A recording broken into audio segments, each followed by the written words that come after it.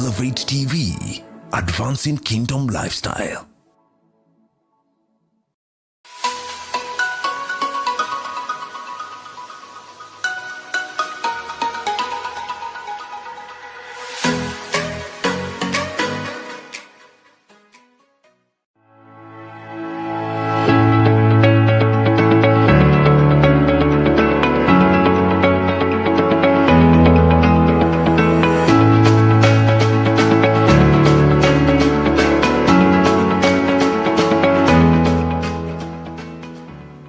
Good morning, ladies and gentlemen. Welcome to this Monday morning digest show. I'm your host, Godfrey Gishuki, and I'm very pleased to have you here and tuned in.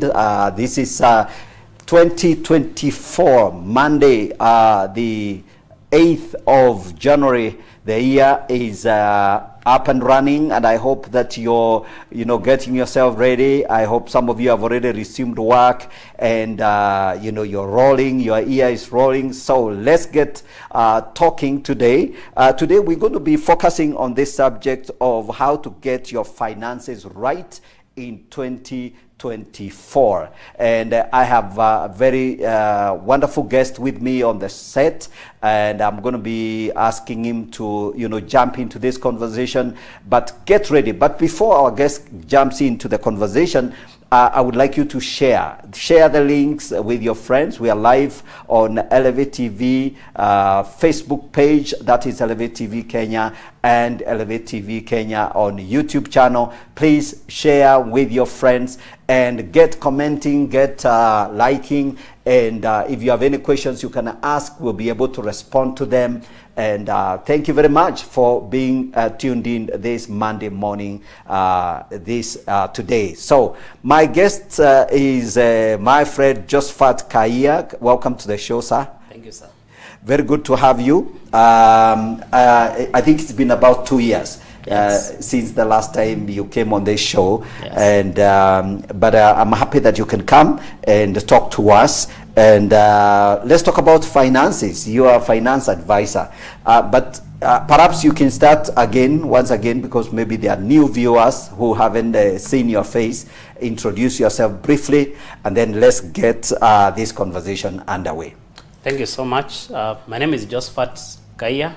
I'm a premier financial consultant in the city, and one of my goals or one of my missions has been to aid clients make informed decisions on their finances, which is something we are doing over time. I've seen a lot of improvement from most of my clients, and on this morning show, I would want us to dissect and look at the things that we can do and get right in 2024. Mm-hmm. Basically on how we can plan on our finances, because the goal is always to become financially independent, to gain the financial freedom. That's what we need to look at. Yes, absolutely. Becoming financially independent, kind of like and earning some level of freedom. Yes. Financially. Yes. I think it's the goal of every person who is in an earning position. Yes. And so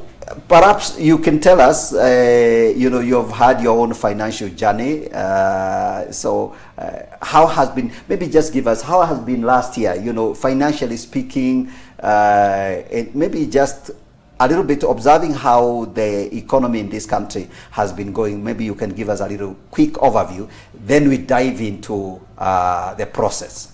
Oh, thank you. I think one of the things that is standing out about 2023, or one of the things that stands out about 2023, especially in the last half of the year, is about the new statutory requirements. Yes. Over time, and especially in the last 6 months now, I would say, we have seen new taxations, new levies that were not there at the beginning of the year. And what that meant is, definitely there has to be a change on the way. Maybe we have to flex our budget in terms of the way we had planned our budget. That is also say the budget that you used early in the year 2023 is not the budget that you should be using now. It's also not the budget that you should have ended the year with. Yes. So what that informs us, because we have seen new levies like the house levy, we have seen new statutory deductions like the Tier 2 for NSSF, the new proposed increment on NHIF, and what all that means is, because necessarily does not mean necessarily that our incomes have also changed to accommodate the new deductions. Then what that means is we cannot get to behave the same way that we behaved early in the year 2023 up to now. Okay. So I think for me, what was really very, very new in terms of what has changed is what has hit our pockets, and especially on the new statutory deductions. Okay. Yes. Wonderful. And I know this is why we are on that subject. We may not go into the details, the finer details of the levies, because I think we don't want to just focus on the levies. Exactly. And the taxations. Yes. But I think clearly Kenyans have had reason to adjust their budgets. Again, of course, this has also come in the backdrop of increased fuel prices. Yes. And that's obviously is a different cup of tea. Yes.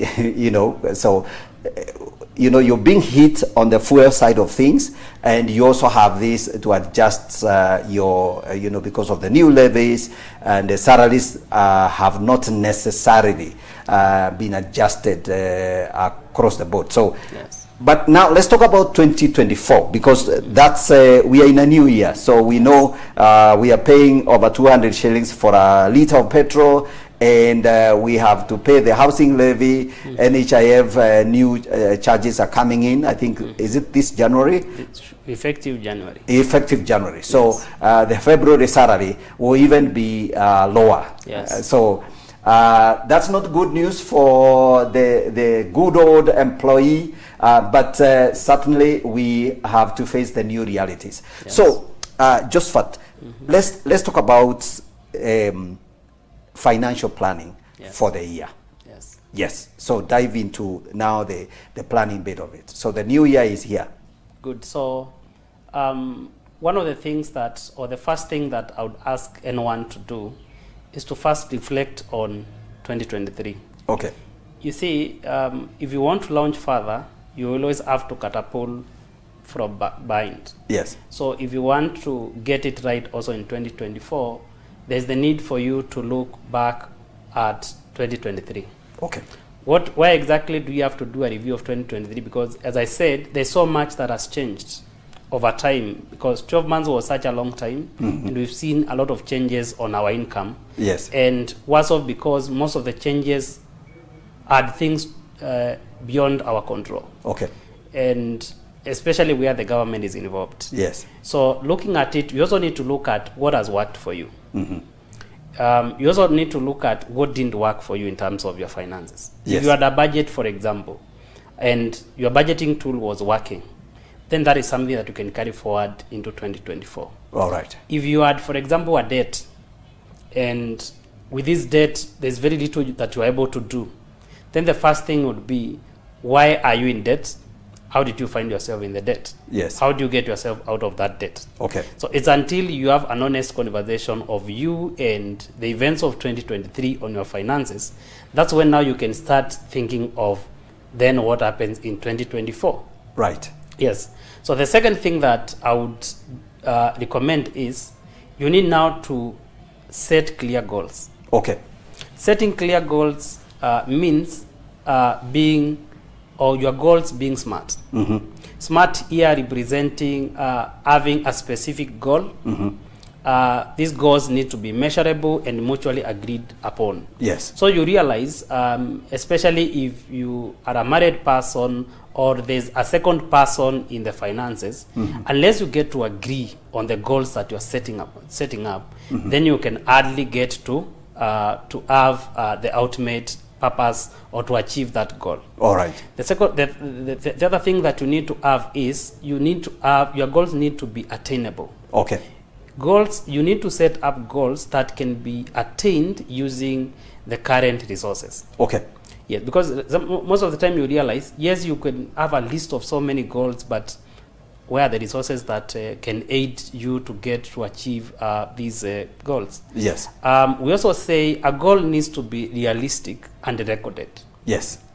Why do you need to have realistic goals? Because you don't need to set goals that you cannot achieve within whatever period you are looking at. You also need to record your goals, because you realize sometimes you may have competing goals and you may need to prioritize them. Okay. So for you to get to know which goal goes when and where, you need to have them recorded. Okay. I'll refer to a book in the Bible, Habakkuk 2:2. All right. Where you are taught to write down your vision. All right. So goals are simply visions. Yes. So for you to get your visions right, Yeah. you need to record them. Right. And then the other part of the goals is that they need to be time bound. Okay. That's why we say a goal has to be smart. Right. It has to be specific.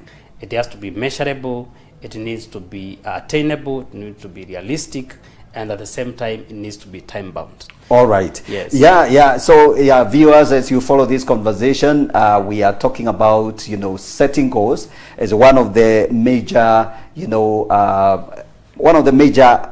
action points, as we talk about finances. Josephat just talked about, you talked about a review. You need to review very well how your 2023 turned out, and then you need to then based on that you can be able to set your goals for the year. Yes. And then of course the famous acronym SMART, Yes. S standing for specific, measurable, attainable, realistic, And time bound. and time bound, and you have added another R, realistic and recorded. Recorded. Yeah, so I think I like that. So we are talking about finances, how to navigate, how to get your finances right in 2024. So I think you've laid out that. So once you have your goals, and you also brought out the idea of negotiating if you have another third party involved in that. Yes. Okay. So once you have clearly set out your goals, then the next thing that you need to do now is to have a working budget. Okay. You realize most of the goals that you have, unless you have a budget, you can hardly get started. Okay. So what exactly is budgeting? So budgeting, the last time I was in this show, I said that budgeting is getting to understand where your money goes into, as opposed to wondering where your money went to. Okay. So that is to say that you first get to plan about your finances before you get to spend that. Good. I think I like that. I think that needs to be said very clearly. Budgeting is about deciding where your money will go to. Yes. Instead of waiting to later on ask yourself, where did my money go to? Yes, exactly. Yeah, because the money will go somewhere. Yes. All right. Yes. Yeah. So in budgeting, what are we exactly budgeting? Because you realize, let me just use just an example. Yeah. So let's say my goal in 2024, or your goal maybe is just to repay up a debt. Yes. Let's say, for example, maybe a debt of, let's say, 1.2 for ease of mathematics here. Yes. And so in 12 months, for you to repay a debt of 1.2, that's approximately about 100 shillings. 100,000 shillings in a month. Yes. Then now, fortunately or unfortunately, maybe your income cannot allow you now pay the 100,000. Yes. Then what that means already is you'll have to go back to the drawing board and understand how much is it that you can get to repay. So what does that mean? At the same time, someone might be looking maybe now to, let's say now you are debt free and maybe you are just looking at accumulating some money. It's about how much. Remember what I said about goals, that they need to be specific. I want to accumulate, for example, 1 million. Okay. You need to break this 1 million to the smallest figures that can relate with you. Whether you are in business, maybe we are speaking about on a weekly basis, we are speaking on monthly basis, whatever it is that it relates to you. Yeah. You have to break it down. Now, let's speak now, especially because the bigger population that we have, we are all living in the same economy and things like that. Most of us depend on salaries. Most of us depend on income for our businesses. So what exactly does a budget contain? or what is the easiest way to budget? There are two tools of budgeting. One you easily find whenever, for example, you have to type about budgeting and you're asking Mr. Google to give you an answer to that. The 50-30-20 rule, that is very common budgeting, where we say 50% of our income should go to mandatory bills and expenses. Then now we'll speak about 30%, which now goes into saving, investing, and debt repayment. Okay. And then now we are left with 20%, where we want to put this 20% into wants. Wants are things that we can do without. This could be an entertainment. This could be about giving money to someone and things like that. Okay. Yes. So the other tool of budgeting that I would also recommend is something we call a zero-sum budgeting rule or budgeting strategy. Why is it effective? Because what does it basically entail? It simply says, let's say, for example, maybe you earn 150,000. Yes. It's simply about you allocating the 150,000 such that every shilling is accounted for. Okay. This might even mean even you allocating something even for miscellaneous expenses. Yes. Things that might just come your way, you know? Yeah. So it's until we get the budgeting right, that's when now we can start, we can align our goals to the things that we want to achieve within that year. Okay. Yes. So now in this same budgeting, there's something that comes out very clearly, and especially the 30%, because you about the 50%, budgeting for the 50% on your bills, unless you are living over and above your affordability, Yeah. you realize it's not much of an hassle to allocate 50% of your income on the bills. Yes. But it's quite a challenge on allocating now the 30% that now we say is what we want to place into debt repayment, into savings and things like that. Okay. One of the things that you realize, for you to get to become a wealthy person, you don't create wealth in a day or even in a month or so. Yes. It's something you do over time. Okay. So how do you get to actualize this is you pay yourself first. Okay.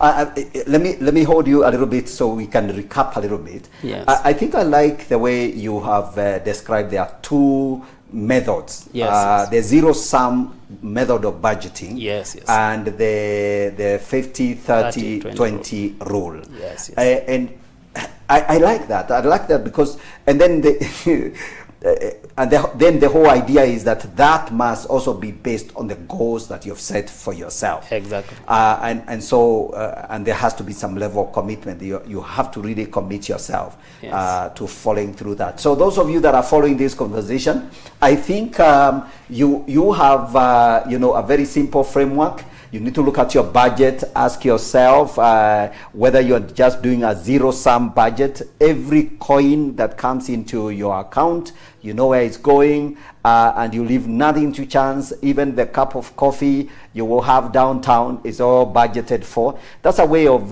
being disciplined, and it's quite acceptable. So if you follow that, I think it will be a good thing. Or the 50-30 rule. Josephat, one of the questions that you'll find, and there is a conversation that has been going on, and I want you to come back to this budgeting, is the idea that, you cannot become a millionaire by working for someone through employment. But then the other day I began to challenge that idea, because I thought the majority of people actually are employees. Entrepreneurs, although they are a significant number, a lot of people, all the money they have is employment money. So I think we are speaking to the majority. Yes. Yeah. So speak to that. Can you actually really become a millionaire through this whole, budgeting, smart and all that? Maybe you need to clear it. You are the financial advisor. Yes. I want to agree with you first that most of the business that you see around was started by people who worked for other people from the first time. Yes. So what and how they got to get to that point is because they encourage the idea of saving. Okay. And remember what I had just said is you first pay yourself. Okay. Before you get to spend. I know most of the time we've heard about the phrase pay yourself first. Yes. Paying yourself first does not necessarily mean you walking into the bar the very first time you get your income, or whatever your income lands to your account, you want to live the life that you've not lived maybe for the last 2 weeks of the month. Yes. That is not it. Yes. Paying yourself first simply means that you need to save at least 20% of your income. Okay. What does it represent in the long run? Let's take a typical example of someone who earns maybe 100,000 a month. Yes. If you're earning 100,000 in a month, saving 20%, that's about 20,000. Yes. Someone who is saving up to 20,000, that is to say they're only left with only 80,000 at their disposal. Yes. This 20,000 in a year, that's about 240,000. Yes. But now, again, also remember that saving and investing are two very different. However, we use them one after the other simultaneously, they mean very different. Yes, yes, yes. Saving money is simply just keeping money somewhere where you might, if you left it 20,000, you still want to find it 20,000. Okay. Most of the bank deposits will give you that. Yes. However, investing money is for you putting in money that money will be working for you. So this money will be earning you a passive income. Yes. So I've just mentioned about paying yourself first. Yes. So one way of paying yourself first is having an automated way of saving that then now leads to an investment that earns you a passive income. Okay. If you are earning a passive income and you are consistently saving money, what that would mean is in no time, let's say maybe 5 years or so, you will have a considerable income that can help you now start that business of choice that you ever intend to have. Okay. One of the things I'm challenging my clients over this year is to have multiple sources of income. Okay. And one of the easiest way of having multiple sources of income is by having a fund that can earn you a passive income that you can actually budget for. Okay. Right? You realize most of the unit trusts that we have around, because in Kenya we have so many unit trusts with different companies. So what they offer is more or less of a passive income. Okay. What does this passive income translate to over time is that it gives you the ability to be able to own a business or start up a business that can carry you through, even though you are still employed. Okay. Okay. Yes. Yeah. And by the way, that's what I'm thinking is very, very important as we talk about this personal finance. I know there are a couple of things you have said that maybe some of our viewers might be puzzling about. You know, when you say passive income, you know, this is income that it comes out of investment. It's actually an income that does not need you to be involved actively. Okay, yes. Exactly. And maybe it's good to give an example. Again, unit trust. When you talk about unit trust, there are some people who probably have absolutely no clue what that is, the unit trust. Yes. But and I think since you work in that space, I think it's good to explore that a little bit. Good. So you clarify. Good. So a unit trust is simply more or less of an asset that generates you an income, but you are not necessarily involved in, maybe let's say the 8 to 5 o'clock job. Yes. So a good example of a unit trust is a money market fund. Okay. So a money market fund is simply an open-ended account that you put in money from as little as 1,000, and this fund earns you an interest. Okay. So now this interest that is earned from this fund is simply the passive income that I'm referring to. Okay. Yes. All right. Could also mean a balanced fund. A balanced fund is more or less, or even a bond. A bond, for example, if you purchase a bond with the government, the government will get to pay you an interest every 6 months. This is simply the passive income that I'm speaking about. Wonderful. Yes. Wonderful. So, ladies and gentlemen, we are talking about how to, manage your finances in 2024, how to get your finances right.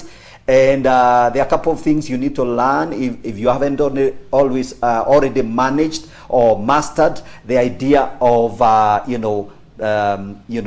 investing your money, saving. Of course, once you save, then you can put that money in what we call a unit trust or any form of investment that is called passive investment. You don't make any calls once you sign the paperwork and put in a direct deduction, maybe from your salary from your employer to the unit trust manager, then it's kind of like once you set it in, it earns your money without you having to do anything. You just see the money has come in, or rather it's due every 6 months if it's a bond and stuff like that. So that's what we're talking about. So these are some of the ideas that can help you to accumulate wealth. And I think that's a big issue, Josephat, because I think the idea that, some people earn very little salaries, and I think most people tend to feel, well, why would I even budget or manage this salary? It's too little. And those complicated investment, I don't know how to do about it. What would you advise somebody like that? The first thing that when you want to invest, you need to understand why exactly you want to invest. What is your goal? Also, you need to look at the time frame, because you'll understand we classify investments into 3 terms of time frame. We are looking at short term. Short-term investment is any investment that you make that runs for at least 12 months. Okay. We have middle-term investments where we are looking at a period of between now 1 year to 5 years. And then now we have long-term. Long-term is anything that is from 5, 10 going on. So what informs this, or the type of investment? Number one is the goal that you want to achieve. Yes. You realize, for example, someone who is looking maybe to save some money towards, let's say, maybe a wedding in 12 months time, then that is very short term.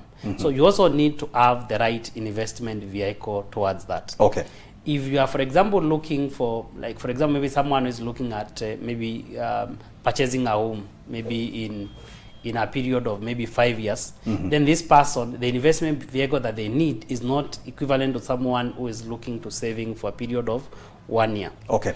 At the same time, also, there are also those long-term goals that you need to save or invest your money for a period of even up to 10 years. A good example, for example, is the bond.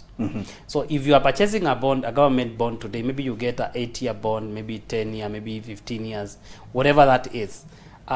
Similarly, also, you also need to get it right while you are investing on that long-term investment now. Here is what our viewers need to get right. That if you put everything that you've earned and you invest on the long term, chances are you are going to liquidate the long-term investment, because there are emergencies that will come within the time frame. Okay. So what do we need to do? We need to have an emergency fund. So one of the things that you need, if you want to get your budgeting right in 2024, yes, you need to develop or have an emergency fund. Absolutely, absolutely. Now I'm going to hold you there because we're going to go to a short break.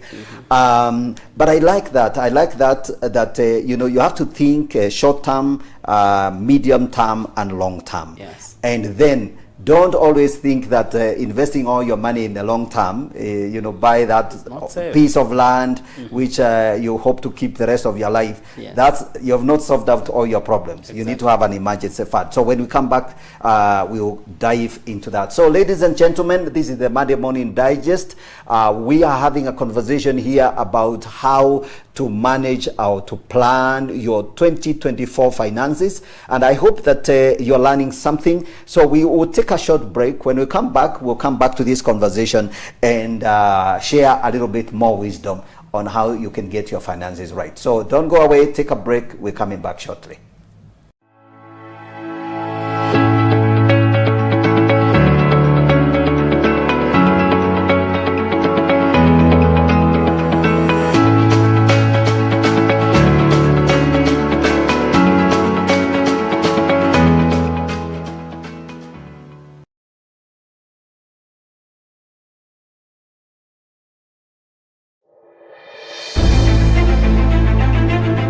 Every man of God must remain focused in the ministry.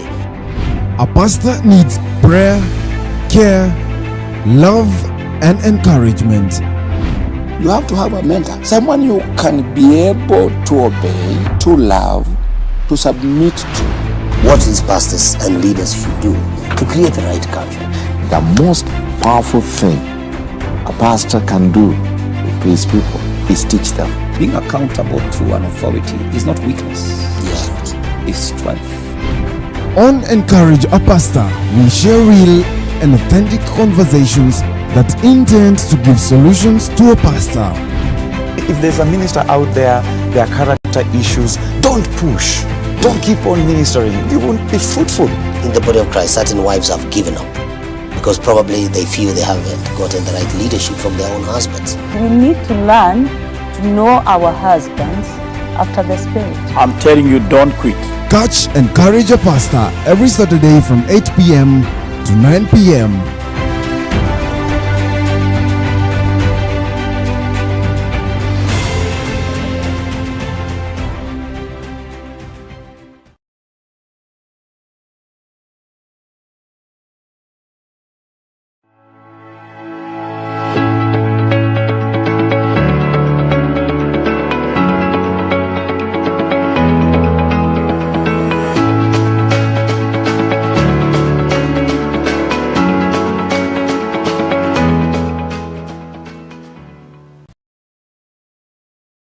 This is the Monday Morning Digest, and we are talking about how to get your finances right in 2024. Before we went to the break, we were talking about, how you also need to set up an emergency budget or an emergency fund.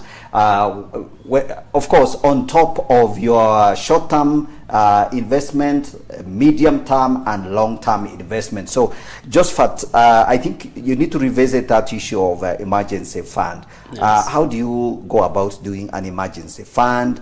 What are the estimated sizes of these emergency funds? So maybe we can begin by defining what an emergency fund is. Yes. And an emergency fund basically is a fund that you set aside that can at least take care of 3 months to 6 months of your living expenses. Actually, the recommended period is up to 6 months living expenses. Okay. Why is it important to have an emergency fund? Is because you realize today, especially for the employed people or even business people, I saw yesterday or the day before, the day after, 2 days before today, we had some fire in town. I think it's called the Ibrahim's shopping mall. Yes. And what I was thinking through is, we are in January. What is going to happen to the people that had business here? Yes. So more or less, that is one of the emergency funds that you need to have towards. Yes. Because now, if everything was brought down by fire overnight, then now where do you begin as a person? Okay. So now, assuming you did have an emergency fund, what is the first course of action? Is borrowing. So an emergency fund, why you need to have an emergency fund basically is to help you. For example, if you are employed and you lost your job today, okay, how long would it take you before you land into your next job? Okay. And if, for example, let's say maybe it even took you a year to get to have the next job. Okay. That doesn't mean that you've stopped living. You are still living, you still have your bills, you still have your loans to repay, So basically an emergency fund for 6 months should be able to take care of your living expenses. So the first thing that you do is you need to understand how much is your monthly living expense. So let's say your living expense, for example, maybe amounts to 50,000. Okay. How much should you have in your account for you to effectively say that you have a 6 months living expense?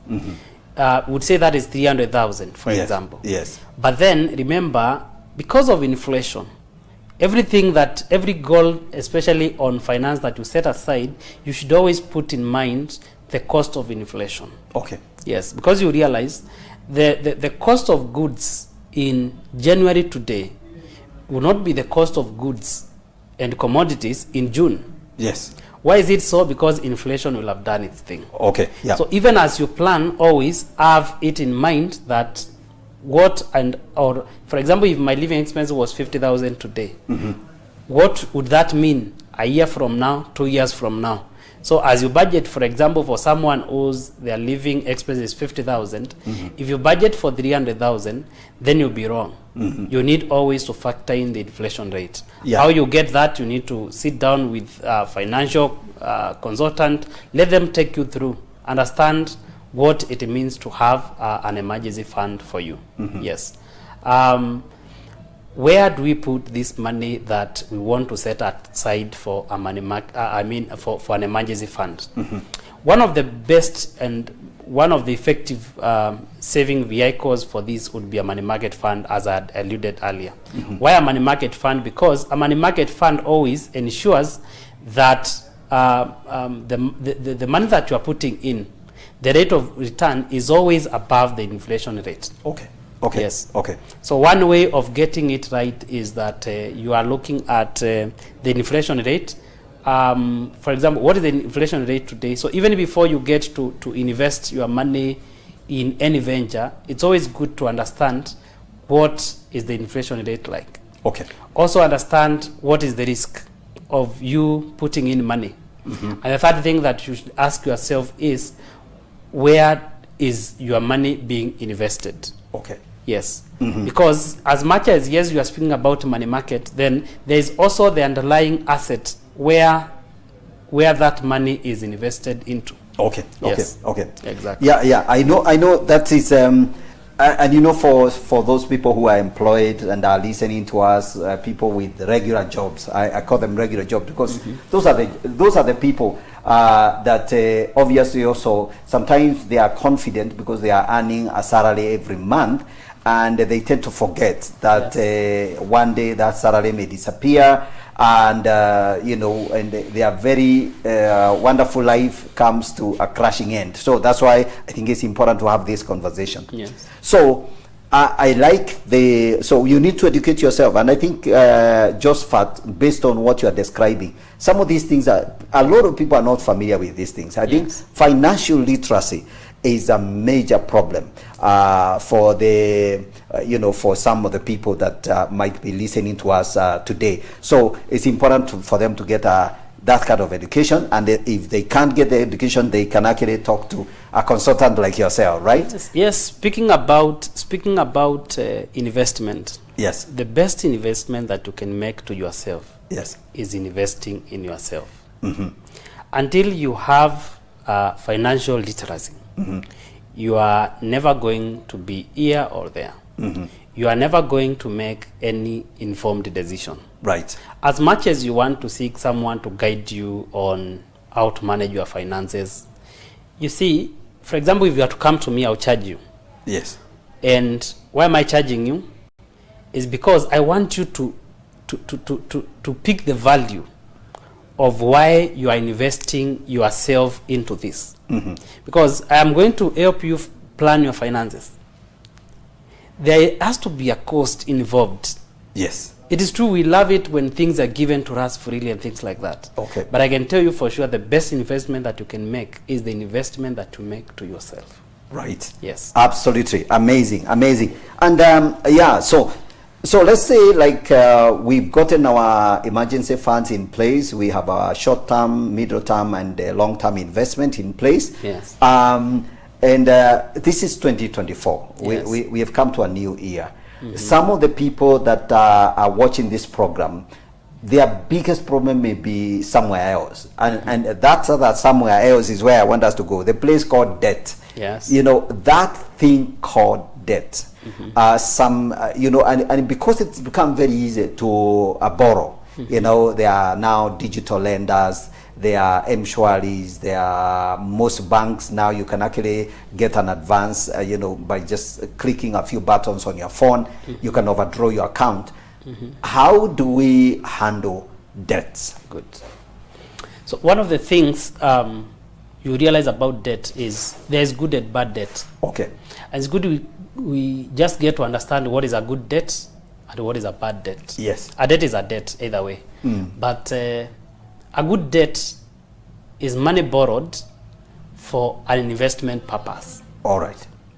A bad debt on the other side is also money that you borrowed, and whatever you did with the money or whatever you are doing with the money can never repay the cost of that debt. Okay. Yes. But now, to begin with, I want to speak to someone who is in debt today, or we are in 2024 and here they are with whether a number of debts or even maybe a single debt. Okay. the very first thing that you need to do is to list down all your debts. Okay. And after you list them down, you need to classify them, what is good debt, what is bad debt. Okay.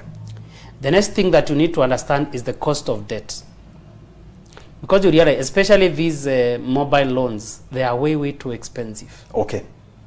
So even as you seek to repay the debt, you need to understand which debt is more costly than the other. Okay. For example, money borrowed from a family member may not be an expensive debt. Mm-hmm. Money borrowed from the mobile loans, money borrowed from the bank, way too expensive. Mm-hmm.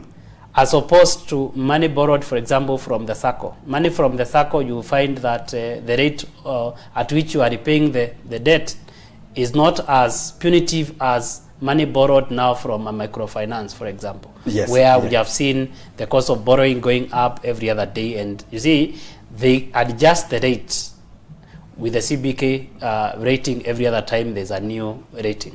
Yeah. So, like I'm aware that the last adjustment, mm-hmm. I saw a notification into my email and the text actually, exactly. Warning me that I'm going to be paying a little bit more. Yes, and you are not in control of that. Yes. So now that's where now the implication of understanding the cost of debt comes in. Yes. So sometimes you may have to prioritize paying off such a debt as opposed to a soft loan, maybe from a friend or whatever. Mm-hmm. Yes. Now on the other end, after you prioritized, you have classified your debt in terms of cost. You are also now going to classify your debt on the pressure. Okay. You see, most of the debts that we have exert some unnecessary pressure on us. Mm-hmm. So you need to classify them from what is more pressuring. For example, pressure could mean maybe you being auctioned. Yes. You know, mm-hmm. Some pressure might mean affecting your relationship with someone. You mm-hmm. know, so you have to classify them according to that class now of pressure. Yes. So once you have add these two classes where you are looking at the cost of debt, you are looking at the pressure of you repaying the debt.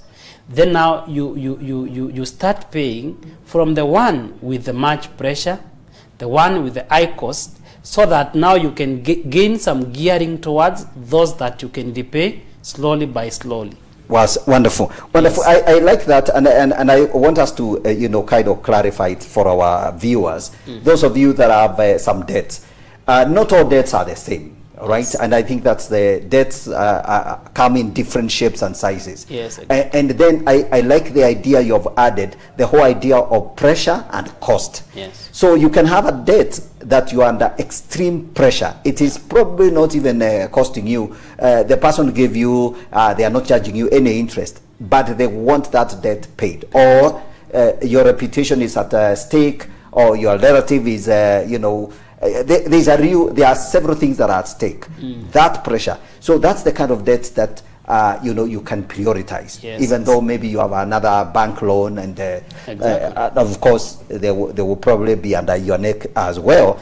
But so those dimensions. So if you are in debt, you need to sit down and write down and analyze where you are. Yes. And that's a very, very good piece of advice for 2024. Yes. Speaking about debt, there are also some forms of debt that maybe we found ourselves in, maybe in the previous years. Yes. But these are debts that we need to avoid in the year 2024. Let's talk about those debts. Yes. And one of the debts that I have seen actually with most of my clients, yes, is where you borrow money to invest. Okay. I know sometimes it never sounds like it's a mistake or it's a bad debt, but it's a bad debt in this sense. Yes. Let's look at a scenario where you've borrowed money to invest maybe in land. Okay. And depending on where you purchase or you get the land from, the return of, if you were to quantify that land after a year, the rate of return is way below even the inflation, or is even way below the rate at which you are repaying the loan. There is interest and there is inflation. Those yes, two forces are working against you. Yes. Then what that means is you will end up actually a more poor person in the long run, because that land may never get to appreciate to match your repayment cost may never be able to match the cost or the inflation rate at the time. Yes. Yes. So how do we get to determine, or how do we get to know that we are borrowing for the right purpose? You need to do your due diligence even before you get to borrow. Another mistake that I'm seeing occasioned very common, a common mistake is where we are borrowing for friends. You know? Yes. I come to you and I want you to get a loan for me. Sometimes you're even seeing someone borrowing money for their boyfriend, for their girlfriend, and things like that. Yes. And then now the first thing that I ask myself is, this is an adult. Yes. Why is it that now you want me to take a loan for you, a loan when the lender will actually come for me and not for you? Yes.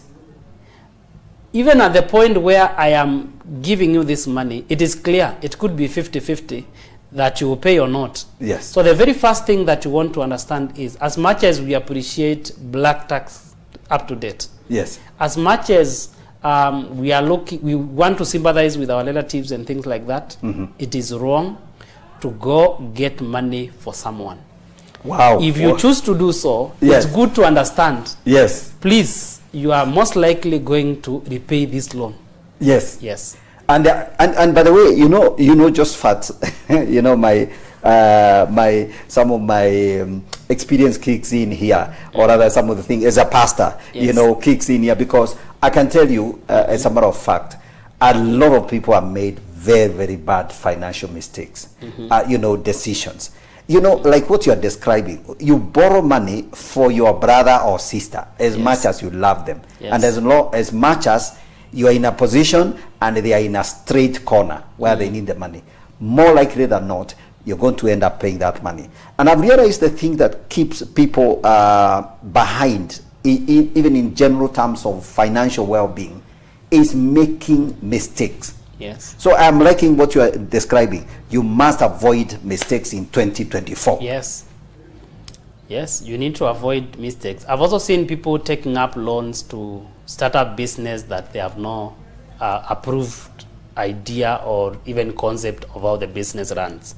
Because your friend has come to you and is telling you about a viable idea, and now you think, for me to start this, I'll need to borrow. And then remember, whether the business kicks off or not, the lender will still come for their money. Okay. You know? So unless you are borrowing money for expansion, unless you are borrowing money to grow the business, don't really rush into borrowing money to go start up a business. Okay. Because chances are, the first 6 months of the business, you are not likely to make enough to start repaying off the loan. Yes. So what that will mean is, you are now going to find yourself in unnecessary pressure. You are now going to find yourself now having to borrow from other sources to repay the old debt. And what that means is, you are going to find yourself in a vicious cycle of borrowing to repay, borrowing to repay. Right. And you'll never get started with the business. All right. Yes. So if you are listening to me and you have intentions of taking up a loan to start a business, especially a business that has not been proven, yes, you know, yes, then this would be the wrong time. Okay. Avoid that. Yes. That's just a temptation into the new year. Avoid that. Avoid the temptation in 2024 to borrow money to start a business that you don't have the capacity. Yes. You haven't done your due diligence. It is a new area. In fact, you'd rather, if you have that extra money that you know you're going to commit from your salary, I would rather you put it in a saving. Exactly. Add it to your normal saving, and let that money accumulate. Be patient with yourself.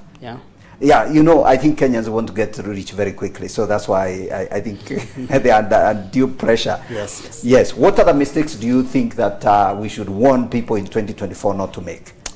In 2024, remember what I said first is, before even you make an investment, because there's no need of you starting off an investment, then tomorrow you want to break the investment, because for you to get the maximum return on investment, you have to be consistent over time. Right. So before you begin to do whatever investment that you need to do, number one, do due diligence. Yes. And how do you get to do due diligence is that you are committing yourself to have the proper knowledge about the kind of investment that you want to do.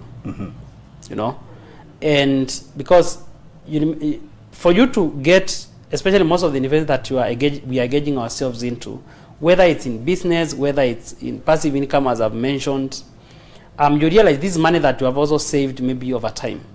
So for you to get it right, please seek to have the right knowledge on any investment that you want to start. Yes. How do you get the right knowledge? Speak to the right people. Get to understand it from this side to the other side. Another thing that we need to do is we need to protect our sources of income. Right. Yeah. Talking about protection. Yes. Yes. We need to protect the income that we have as of today. Yes. And how to protect income is that now you mitigate the risk. Okay. Yes. Every investment that you have today can go, or you can lose it in a day. But how do you get to do that? Remember what we say, if you cannot get to risk the whole thing, you need to insure it. Okay. Yes. So most of the investments that we have, whether you are in business or so forth, things like that, get to insure that business. Yes. Yes. Today, insuring a business is very cheap. It will surprise you how in Kenya we get to insure minor things like a motor vehicle. Do you know why people insure motor vehicles? Motorists, almost every motorist have an insurance. It's because it's a mandatory thing. Yes. If that was never the case, yes, people would never even look at the value. People, it's funny how we don't think that we can lose the whole investment overnight. Right. Yeah, you slept a rich person and waking up tomorrow, you have lost everything. Yes. But that's where now insurance comes in. Wonderful. You need to be in a position where you can avoid the risk. If you can never avoid a risk, please avoid the risk. I like that. Yes. If you can't evade the risk, avoid it. Yes. Avoid. So, and by avoiding, maybe if you think you can't afford to run a vehicle, just get rid of it. Yes. If you can't insure it, don't drive it. Don't drive it. Don't drive it. I mean, because what you are saying is that in 2024, I think anybody, and again, given the volatility and the kind of the unpredictability of our economy at the moment. Yes. I mean, the president has made very grand promises. Nobody knows how things are going to turn, Yeah. And I think there has been a very clear conversation. We are in a financial crisis, both at the individual level, at nationally. Yeah. So anybody taking a risk right now is actually blind, in terms of the understanding. All right. Exactly. So I think we got to sum up some of these things. So you need to make sure you mitigate risks on investments and don't invest in areas where you don't know. Yes. What are the other advice you give to people? Maybe before we wrap this, we can talk about some of the opportunities, because we can talk about protecting what we have. How about where are the opportunities in 2024? Remember I said one of the things that I'm advising people to actually do is to have multiple sources of income. All right. And why am I emphasizing for this is because my belief, how I usually look at it is, if someone has one job, they are close to none. Yes. Yes. We have seen people losing jobs left, right, center. Some opportunities that we even recognize very well becoming obsolete over time. Could be talent. So I was speaking to a young person the other day, and I was telling them, how about, I was just looking at their time, how much time they spend at work and for how long they have been working, and now how much of other opportunities that they have. Then you realize, they're telling me, you see, whenever I leave work, I rush into the studio and I do ABCD, and I'm like, oh, so this is an opportunity, but it's something that we have not really thought about. Okay. There's so much of opportunity because now especially now with the growing demand, especially now from the government, where we are looking at increased opportunity on jobs, creating jobs. So anyone who is looking at the real estate, that is going to provide an extra income for them. We are also into a very good year as of today. So anyone who is looking at, because things are really quite stable right now, anyone who is looking into maybe even farming, because we have seen rains all over, is a good venture to go into.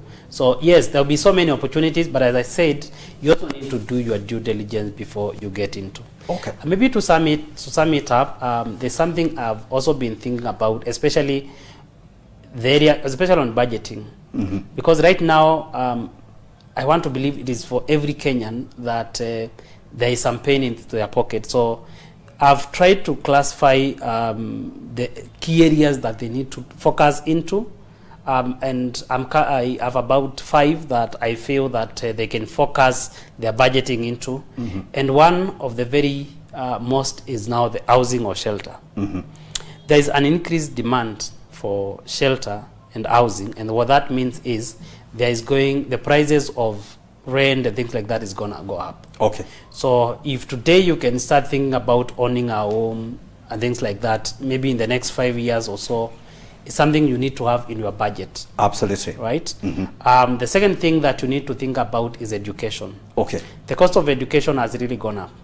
So if you really want to give your children a better education, you need to start planning about the education early enough. Okay. The third thing is retirement. Okay. 80% of Kenyans retire poor. Okay. And remember, life does not stop because you are retired. Okay. If anything, the cost of retirement is very high. So you need to start thinking about retirement. The other thing is having planning for a holiday. Okay. We hardly take holidays, and it impacts on our health. So we need to start thinking about planning for a holiday. Yes. And the last thing is about personal development. Okay. Yes. Wonderful. So those 5 areas, if I remember very well, that is, the real estate, a home for yourself. Yes. You need to budget for your children's education. Yes. And you need to budget for retirement. For retirement, and then you also need to budget for what? Holiday. Holiday. Yeah. And then for personal development. And for personal development. Yes. Yes. Those 5 areas. So as we have talked about budgeting, so as you're budgeting, make sure that at least you have something set aside for those areas. And I like the warning you're giving to our viewers, the fact that education is going to cost us more in the near future. Housing is going to cost us more in the near future. So as you hear people complaining now, it's going to get even tougher. And therefore, this is the best time to start investing and saving. Yes. Wonderful. I like that. So Josephat, we are running out of time. We have run out of time, and I'm sure our viewers are enjoying this conversation. But before we wrap this up, I would like you to look at that camera and just give some kind of like parting words of advice in 2024. Good. So my parting shot would be, I've seen a lot of us being consumed or going for debts that, for personally, I classify them to a consumer debt. Yes. Where you are borrowing for consumption. And if you are listening to me this morning, avoid that, because that simply means that you are living beyond your means. Okay. And most of the consumer debt is way too expensive because they are usually very short-term debt or short-term loan, and short-term loans are way too expensive. Yes. So if you want to get it right in 2024, live within your means. So living within your means simply means you are sticking to the budget. If you get to have a budget, or you are setting a goal that you are not hunting, or you are setting a goal that you are not going to follow, then it was simply a waste of time in the beginning of the year. Yes. So to get it right, avoid consumer loans. Do not borrow for consumption. Live within your means. Absolutely. Yes. Wonderful. So, ladies and gentlemen, our viewers, I believe that you have gotten a very, very good piece of advice at the start of this year. And in this particular episode of the Monday Morning Digest, I believe that we have been able to give you a very, very good starting point as you go into the rest of the year. So please plan your finances well. Don't make too many mistakes. Stick to your budget and be prudent. I'm sure if you listen to everything we have said today, you will have a very, very good starting point. So that's all we had for you in this particular edition of the Monday Morning Digest. And I'm so grateful that you've been able to follow through. Please leave your comments on the social media platforms. You can send us a text to appreciate what you have heard and tell us, if there is something else that we could bring into this conversation. And so thank you very much indeed. And we got to bring this to a close. God bless you. Have a great year. Have a great week. And may God bless you. And we'll see you another day, same time. Keep it elevate. And God bless you. Bye for now.